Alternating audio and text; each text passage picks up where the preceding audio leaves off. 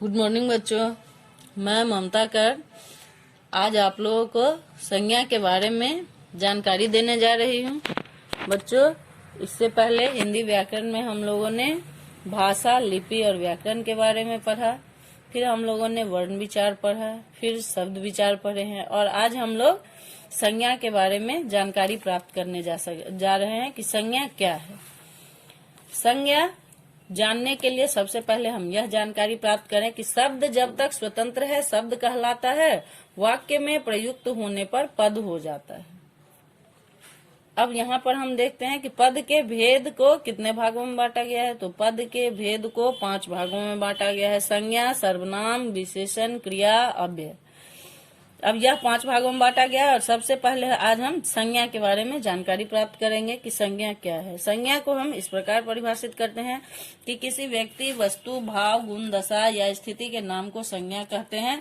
या फिर हम इसे अगर शॉर्टकट में इसकी हम जानकारी प्राप्त करें तो इसे हम इस प्रकार भी बोल सकते हैं कि संज्ञा जो है वह नाम वाले शब्द जो होते हैं वह संज्ञा कहलाते हैं। जैसे वह किसी प्रकार का नाम हो, किसी व्यक्ति का नाम हो, किसी वस्तु का नाम हो, किसी स्थान का नाम हो, या किसी भाव का, किसी तरह का भाव प्रकट होता हो, अवस्था प्रकट होता हो, तो उसे हम संज्ञा कहेंगे। अब संज्ञा के भेद को देखो 3 भागों में बांटा गया है: व्यक्तिवाचक संज्ञा, जातिवाचक संज्ञा और भाववाचक संज्ञा।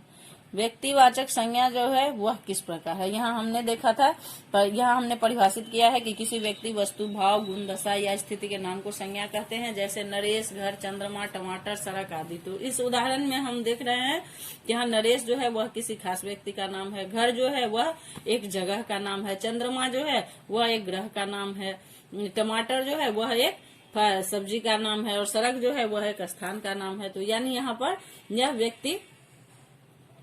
यह व्यक्तिवाचक संज्ञा के अंतर्गत और व्यक्तिवाचक, जातिवाचक सभी प्रकार के संज्ञा के अंतर्गत इस प्रकार के उदाहरण आ रहे हैं। अब हम यह देख रहे हैं कि व्यक्तिवाचक संज्ञा क्या है और इसमें क्या विशेषता होता है। जिस संज्ञा शब्द से किसी विशेष व्यक्ति, विशेष वस्तु, विशेष स्थान या विशेष प्राणी के नाम का बोध होता है वे व्यक्तिवाचक संज्ञा कहलाते हैं। अब विशेष कहने का मतलब कि किसी खास व्यक्ति का ही वो नाम होना चाहिए, किसी खास जगह का वह नाम होना चाहिए, किसी खास वस्तु का वह नाम होना चाहिए। जैसे हम उसे इस प्रकार कह सकते हैं कि राम, तो राम किसी खास व्यक्ति का नाम होता है। पटना, तो वह पटना किसी खास शहर का नाम है। ताजमहल किसी खास स्मारक का नाम है। कल्प वृक्ष किसी खास प्रकार का, यह एक प्रकार का वृक्ष है जो दूसरा वृक्ष इस प्रकार का नहीं है। तो यह क्या हो जाता है, इससे जिस संज्ञा शब्द से किसी विशेष व्यक्ति, विशेष वस्तु, विशेष स्थान या विशेष प्राणी के नाम का बोध होता है वह व्यक्तिवाचक संज्ञा कहलाता है। दूसरा इस प्रकार है कि जातिवाचक संज्ञा, जो संज्ञा शब्द किसी प्राणी, स्थान या वस्तु की पूरी जाति का बोध कराते हैं वे जातिवाचक संज्ञा कहलाते हैं। जैसे स्त्री, पुरुष, बच्चा, पर्वत, नदी आदि। अभी जातिवाचक संज्ञा से हमारा यहाँ यह मतलब नहीं है कि यहाँ पर कोई किसी धर्म, संप्रदाय या किसी खास जाति का बोध हम नहीं करा रहे हैं। यहाँ पर हम देख रहे हैं कि एक ही प्रकार के जो लोग होते हैं, जैसे स्त्री, तो स्त्री कहने से संसार भर की स्त्रियों का बोध हो जाता है, तो यह स्त्री जाति हुआ। पुरुष कहने से संसार भर के पुरुष जाति का बोध होता है, तो यह जातिवाचक, यह पुरुष जाति का बोध कराया। बच्चा, तो बच्चा सभी बच्चों का बोध हो रहा है, तो यह बच्चा जाति हुआ। पर्वत, तो सभी पर्वतों का नाम इसमें आ सकता है, तो यह जातिवाचक संज्ञा हुआ। नदी, तो इसमें सभी नदियां आ सकती है, तो यह जातिवाचक हुआ। इसके और अन्य उदाहरण होंगे जैसे छात्र, छात्रा, लड़का, लड़की इत्यादि। इसका हम जितना उदाहरण ले सके, यानी एक प्रकार के सभी लोग जिसमें आ जाए तो वह हो जाता है जातिवाचक संज्ञा का हो जाता है। अब तीसरा था उसका संज्ञा का भेद, भाववाचक संज्ञा। अब भाववाचक संज्ञा जो है वह क्या है, हम इसे देखते हैं या इसकी जानकारी इस प्रकार हम प्राप्त करेंगे कि जो संज्ञा शब्द किसी भाव, दशा, स्थिति, स्वभाव, गुण अथवा विशेषता के नाम का बोध कराते हैं वे भाववाचक संज्ञा कहलाते हैं। जैसे सुंदरता, कुरूपता, चतुराई, प्रतिभा, वीरता आदि। तो यहाँ पर हम देख रहे हैं कि भाववाचक संज्ञा यानी हमारे माउथ एक्सप्रेशन जो होता है, मुंह का जो एक्सप्रेशन होता है वह भी होता है और इसके साथ साथ इसके गुण, दोष, अवस्था इत्यादि का भी बोध कराया गया है। भाववाचक संज्ञा के माध्यम से। अब जातिवाचक संज्ञा को दो भागों में बांट दिया गया। जातिवाचक संज्ञा को दो भागों में बांट दिया गया। समूहवाचक संज्ञा, जो संज्ञा शब्द किसी समुदाय या समूह का बोध कराते हैं वे समूहवाचक संज्ञा कहलाते हैं। जैसे झुंड, तो झुंड यहाँ जानवरों का भी झुंड हो सकता है और मनुष्यों का भी झुंड हो सकता है। टिड्डी का दल होगा, सेना का दल होगा। और दल जो होता है, इसमें दल में जैसे यहाँ सेना का होगा तो दल होगा, टिड्डी का होगा तो दल होगा। यानी ये जो समूह में आते हैं तो उन लोगों के लिए कुछ खास नाम का यहाँ ये दिया गया है। यहाँ ये उसको यहाँ विस्तार से यहाँ विवरण दिया गया है कि झुंड, सेना, दल आदि यह जो है यह समूहवाचक संज्ञा है। वाक्य में प्रयोग, हमारा परिवार बहुत बड़ा है। अब हम इसे वाक्य में इस प्रकार कुछ अन्य प्रकार से हम इसका प्रयोग कर रहे हैं कि हमारा परिवार बहुत बड़ा है। अब हमारा परिवार जो है यह समूह में आ गया है। परिवार में बहुत सारे लोग होते हैं और यह समूह में आता है तो यह समूहवाचक संज्ञा हो गया।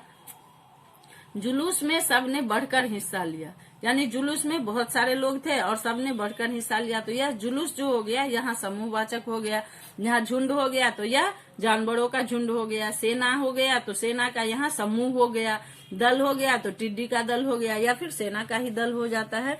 तो इस प्रकार से समूहवाचक जो समूह में आते हैं, जो संज्ञा शब्द किसी समुदाय या समूह का बोध कराते हैं वे समूहवाची संज्ञा कहलाते हैं। जैसे झुंड, सेना, दल आदि। वाक्य में प्रयोग, हमारा परिवार बहुत बड़ा है, जुलूस में सबने बढ़कर हिस्सा लिया। इसे तो हमने आपको बता दिया। अब आगे देखें कि द्रव्यवाचक संज्ञा क्या होता है। जो संज्ञा शब्द किसी पदार्थ या द्रव्य का बोध कराते हैं वे द्रव्यवाचक संज्ञा कहलाते हैं। जैसे सोना, तेल, पानी, चांदी, मिट्टी आदि। इसमें इसका बच्चों माप तौल के द्वारा इसे गणना नहीं किया जा सकता है। इसे माप तौल के द्वारा इसकी ये वजन इसका माप तौल के द्वारा किया जाता है तो यह क्या हो जाता है, द्रव्यवाचक संज्ञा हो जाता है। अब वाक्य में प्रयोग किस प्रकार होता है। सोने के आभूषण बहुत सुंदर होते हैं। सोने के आभूषण बहुत सुंदर होते हैं तो यहाँ सोने के आभूषण बहुत सुंदर होते हैं तो द्रव्यवाचक संज्ञा यहाँ क्या है, सोना है, क्योंकि यहाँ सोने के आभूषण बहुत सुंदर होते हैं। और यहीं अगर हम यह बोल देंगे कि मेरे पास सोने के 2-3 आभूषण है तो वह क्या हो जाएगा, वह गणनीय हो जाएगा। उर्वर मिट्टी में पौधे अच्छे खिलते हैं। अब यहाँ द्रव्यवाचक क्या है, मिट्टी है। द्रव्यवाचक यहाँ क्या है, मिट्टी है। मिट्टी में पौधे अच्छे खिलते हैं और उर्वर इसकी क्या है, खासियत है, विशेषता है। तो उर्वर मिट्टी में पौधे अच्छे खिलते हैं। द्रव्यवाचक संज्ञा को बच्चों वैसे हम दो भागों में इसको भी हम बांट सकते हैं। जैसे इसका हो जाएगा काउंटेबल नॉन और अनकाउंटेबल नॉन। जैसे काउंटेबल नॉन में क्या हो जाएगा, जिसकी हम गिनती कर सकते हैं। और अनकाउंटेबल नॉन क्या होगा, काउंटेबल नॉन जो होता है वह क्या होता है, काउंटेबल नॉन होता है जिसकी हम गणना कर सकते हैं या जिसकी हम गिनती कर सकते हैं, वह क्या हो जाता है, काउंटेबल नॉन हो जाता है। जैसे 5 फूल, 5 किताब। और जिसकी हम माप तौल कर सकते हैं, जैसे इस प्रकार का जो उदाहरण होता है, सोना, तेल, पानी, चांदी, मिट्टी आदि, इसको हम माप तौल के द्वारा समझ सकते हैं। तो यह क्या हो जाता है, यह अगणनीय होता है। तो इस प्रकार द्रव्यवाचक संज्ञा को भी हमने देखा कि यह 2 प्रकार के होते हैं द्रव्यवाचक संज्ञा। अब बच्चों समूहवाचक संज्ञा को हम लोगों ने जो पढ़ा था, समूहवाचक संज्ञा के बारे में, यानी जातिवाचक संज्ञा का जो भेद था समूहवाचक संज्ञा, उसके बारे में उसका प्रयोग हम लोग किस प्रकार कर सकते हैं, उसके लिए कुछ खास शब्द होते हैं जिसके बारे में हम जाने यहाँ पर।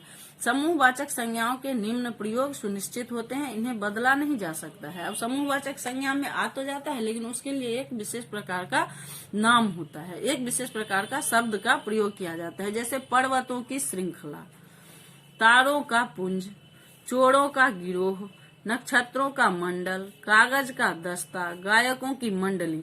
यानी यहाँ बहुत सारे गायक हैं, यह जातिवाचक क्या हो गया, यहाँ गायक है तो बहुत सारे गायक है और यहाँ उनकी मंडली है। उसमें जो यहाँ हम गायकों की समूह नहीं बोलेंगे, यहाँ हम बोलेंगे गायकों के लिए मंडली।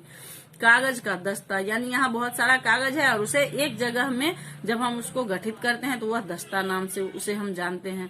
नक्षत्रों का मंडल, अब नक्षत्रों का मंडल जैसे तारों का समूह सब जो होता है तो उसमें जो तो उसके लिए एक विशेष प्रकार का यहाँ नाम आया है, मंडल। पर्वतों की श्रृंखला, यानी जहाँ बहुत सारे पर्वत एक ही लाइन में होते हैं तो उन्हें कहा जाता है पर्वतों की श्रृंखला, तारों का पुंज, चोरों का गिरोह, अंगूर का गुच्छा, चाबी का गुच्छा इत्यादि प्रकार से हम इसे समूहवाचक संज्ञाओं के प्रयोग में ला सकते हैं। अब हम आपको अगले वीडियो में बच्चों भाववाचक शब्दों का जातिवाचक संज्ञा के रूप में किस प्रकार प्रयोग होता है इसकी जानकारी देंगे। धन्यवाद।